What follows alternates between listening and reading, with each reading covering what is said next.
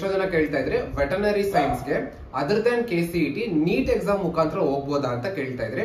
So ನಿಮ್ಮ ಕ್ವಶನ್ಗೆ answer ಬಂದ್ಬಿಟ್ಟು ಹೌದು, ಹೋಗ್ಬೋದು.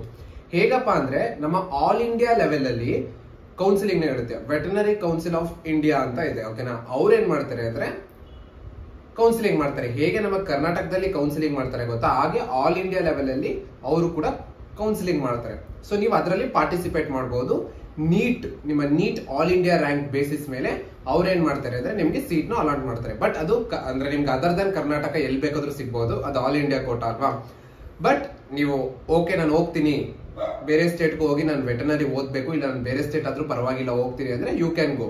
ನೀಟ್ ಮಾರ್ಕ್ಸ್ ಮೇಲೆ ಹೋಗ್ಬೋದು. ಎಷ್ಟು ಮಾರ್ಕ್ಸ್ ಏನು ಅಂತ ಸೊ ಅವ್ರ ವೆಬ್ಸೈಟ್ ಅಲ್ಲಿ ಹೋಗಿ ಅಲ್ಲಿ ಇರುತ್ತೆ ಕಟ್ ಆಫ್ ಎಲ್ಲ, ಓಕೆನಾ, ಚೆಕ್ ಮಾಡ್ಕೊಡಿ.